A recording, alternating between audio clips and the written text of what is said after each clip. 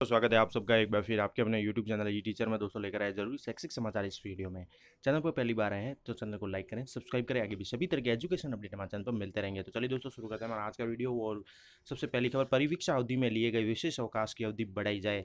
तो बीकानेर राजस्थान प्राथमिक व माध्यमिक शिक्षक संघ ने नवनियुक्त कार्मिकों की ओर से परिवीक्षा काल में लिए जाने वाले विशेष अवकाश यानी एक्स्ट्रा ऑर्डिनरी की अवधि जो है 30 दिन से बढ़ाकर 90 दिन करने की मांग की गई। इस संबंध में जो प्रदेश के महामंत्री ने मुख्यमंत्री को ज्ञापन भेजा है और बताया कि पहले राजस्थान सेवा नियमों के तहत नई नियुक्ति पर परिवीक्षा काल में 90 दिनों का अवकाश लेने पर ही परिवीक्षण अवधि आगे बढ़ाने का प्रावधान था, जिसे वित्त विभाग के 2019 की नोटिफिकेशन घटाकर 30 दिन कर दिया गया, जबकि राजस्थान सेवा नियम प्रावधान को हटाने की कोई जानकारी नहीं है। वर्तमान में किसी नवनियुक्त कार्मिक द्वारा 2 साल की परिवीक्षा में अगर 31 दिन का विशेष अवकाश लिया जाता है तो प्रोबेशन जो अवधि है उतनी ही आगे बढ़ जाती है। चूंकि प्रोबेशन अवधि में लीव अर्न नहीं होती, इसलिए विशेष अवकाश लेना पड़ता है, जो 2 साल की अवधि को देखते हुए काफ़ी कम है। यही नहीं, इस अवधि में कार्मिक को निर्धारित मानदेय ही मिलता है, जो वेतन श्रृंखला से काफ़ी कम है। 2 साल की अवधि में कार्मिक को जरूरी काम से अवकाश लेने पड़ते हैं, जो 30 दिन से ज़्यादा हो जाते हैं। वर्तमान नियमों की वजह से 30 दिन से ज़्यादा अवकाश लेते ही प्रोबेशन पीरियड आगे चला जाता है, जिससे प्रोबेशन पीरियड वाले कार्मिक को नुकसान हो रहा है। तो इसको लेकर उन्होंने ज्ञापन दिया है कि सरकार को कि परिवीक्षा अवधि में लिए गए विशेष अवकाश की अवधि बढ़ाई जाए।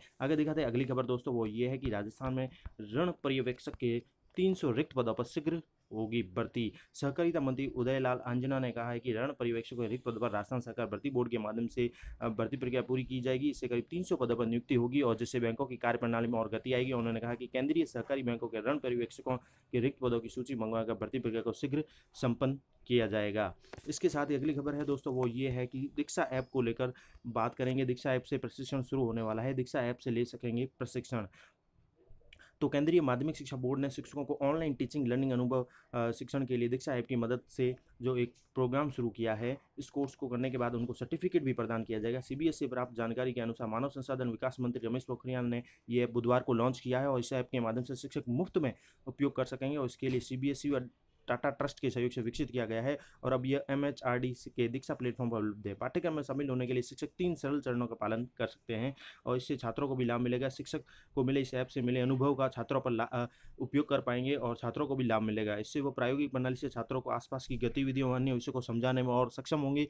इसके साथ ही रटने से ज़्यादा छात्रों को प्रायोगिक पढ़ाई से चीज़ों को समझने में आसानी होती है और उसे लेकर अवधारणा स्पष्ट की जाएगी। इसके अलावा जो इसमें जो प्रशिक्षण के जो चरण है मैं बता देता हूँ। एक तो पहला चरण है कि लिंक पर क्लिक करके ऐप डाउनलोड कर सकते हैं या गूगल प्ले स्टोर से भी कर सकते हैं। इसके बाद इसके प्रयोग के दूसरे चरण में दीक्षा ऐप का उपयोग कर साइन इन करना होता है। वही गूगल के माध्यम से भी साइन इन कर सकते हैं या ईमेल आईडी या मोबाइल नंबर का उपयोग करके हम इस ऐप पर हम अपना रजिस्ट्रेशन पंजीकरण कर सकते हैं। तीसरे चरण में दीक्षा ऐप को मोबाइल एप्लीकेशन का उपयोग करके क्यूआर कोड स्कैन किया जा सकता है या मोबाइल एप्लीकेशन या डेस्कटॉप लैपटॉप वेब ब्राउजर या पाठ्यक्रम खोलने के लिए लिंक पर क्लिक करते हुए हम कार्य कर सकते हैं। इसके साथ ही 10 जुलाई के बाद शिक्षक इससे सर्टिफिकेट भी प्राप्त कर सकते हैं। यदि किसी शिक्षक को कोई परेशानी हो तो वह support@diksha.ncte-freshdesk.com पर संपर्क कर सकते हैं। तो ये है दीक्षा ऐप जो माध्यमिक शिक्षा बोर्ड ने शिक्षकों को ऑनलाइन टीचिंग लर्निंग अनुभव देने के लिए लागू किया है। तो शिक्षक जो है अब दीक्षा ऐप से ले सकेंगे प्रशिक्षण।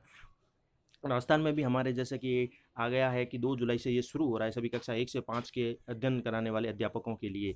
आगे दिखाते हैं अगली खबर दोस्तों, वो ये है कि बैंकों को लेकर जो बदलाव हो रहा है। बैंकों में मिनिमम बैलेंस नहीं रखा तो चार्ज लगेगा। 1 जुलाई से देश भर में अनलॉक 2 शुरू हो जाएगा और गृह मंत्रालय ने इससे संबंधित दिशा निर्देश जारी कर दिया। इस दौरान बैंकिंग से रेलवे तक कई नियम बदलने वाले हैं और 1 जुलाई से ज़्यादातर बैंक फिर से विभिन्न तरह के चार्ज वसूलना शुरू कर देंगे। एटीएम, कैश विड्रॉल चार्ज और मिनिमम अकाउंट बैलेंस मेंटेनेंस जैसे बैंकिंग चार्ज पर सरकार ने 30 जून तक ही रोक लगाई थी। रेलवे में वेटिंग लिस्ट का टिकट नहीं मिलेगा, जबकि कई स्पेशल ट्रेनों का समय बदला जाएगा।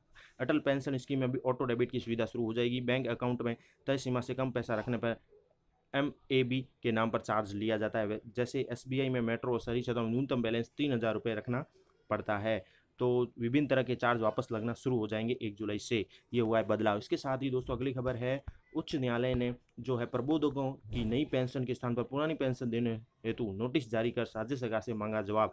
राजस्थान उच्च न्यायालय जयपुर बेंच ने जयपुर के प्रबोधकों की नई पेंशन के स्थान पर पुरानी पेंशन देने हेतु नोटिस जारी कर राज्य सरकार से जवाब मांगा है। उच्च न्यायालय जयपुर बेंच ने कामिनी शर्मा व अन्य की ओर से दायर याचिका पर प्रमुख शिक्षा सचिव, निदेशक प्रारंभिक शिक्षा निदेशालय व वित्त विभाग सहित जिला शिक्षा अधिकारी, मुख्य कार्यकारी अधिकारी अजमेर को जवाब तलब किया है। प्रबोधकों की ओर से दायर की गई याचिका में बताया कि उन्होंने प्रस्तुत किया अपना तर्क कि वास्तविक रूप से प्रबोधक 1 जनवरी 2004 से पूर्व ही वर्ष 1999 से 2000 तक पैरा टीचर, फिर शिक्षा सहयोगी, शिक्षाकर्मी, लोक जुम्बिश कार्मिक आदि पदों पर राज्य सेवा में प्रवेश कर चुके हैं। प्रबोधकों की ओर से दायर याचिका में अधिवक्ता बलविंदर सिंह ने बताया कि प्रबोधकों को प्रबोधक भर्ती अधिनियम 2008 में 5 वर्ष की सेवा के अतिरिक्त शेष रहित सेवा का 3-3 वर्ष पर अतिरिक्त वेतन वृद्धि दी गई है। अतिरिक्त वेतन वृद्धि के आदेश भी राज्य सरकार द्वारा जारी किए गए हैं। इससे पूरी तरह स्पष्ट हो जाता है कि याचिकाकर्ता प्रबोधक 1 जनवरी 2004 से पूर्व ही राज्य सेवा में प्रवेश कर चुके हैं। ऐसे में सभी प्रबोधकों को पुरानी पेंशन का लाभ नहीं देना नैसर्गिक सिद्धांतों व संविधान के प्रदत्त अधिकारों का उल्लंघन है। इस पर न्यायाधीश मनोज कुमार व्यास ने सोमवार को 30 जून को यानी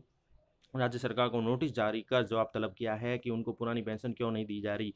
तो प्रबोधकों के लिए पुरानी पेंशन को लेकर राज्य सरकार से जवाब मांगा गया है। कोर्ट में इस प्रकार की रेट का किया गया है निस्तारण। तो आगे देखते हैं अगली खबर दोस्तों। अगली खबर ये है कि नवनियुक्त राज्य कर्मचारियों के लिए जो प्राण के लिए अब ऑनलाइन आवेदन करना होगा। नवनियुक्त राज्य कर्मचारियों को प्राण नंबर के लिए ऑनलाइन 1 जुलाई से आवेदन करना होगा। राज्य बीमा व प्रावधानिक निधि विभाग कोटा के सहायक इंद्र कुमार ने भी बताया कि डिजिटल इंडिया के तहत यह कार्यक्रम किया जा रहा है कि राष्ट्रीय पेंशन प्रणाली की अंशदाताओं को CRA द्वारा अब ऑनलाइन प्राण जनरेट किए जा रहे हैं। इससे तो आपको ऑनलाइन ही प्राण जनरेशन मॉड्यूल में प्रक्रिया के तहत एक आवेदन करना होगा। जैसे राजस्थान में भी यह प्रक्रिया शुरू की जा रही है, जिसके लिए वेबसाइट भी है नवनियुक्त कर्मचारी जो www.npscra.nsdl.co.in से common subscribe registration for download कर उसके प्रत्येक कॉलम की पूर्ति करते हुए संबंधित आहरण वितरण अधिकारी को प्रस्तुत करेंगे। तो इस तरह से अब ये भी प्रोसेस ऑनलाइन होगा सभी कर्मचारियों के लिए 1 जुलाई से। तो ये थी तमाम तरह की जानकारी दोस्तों इस वीडियो में। Thank you for watching our channel E teacher.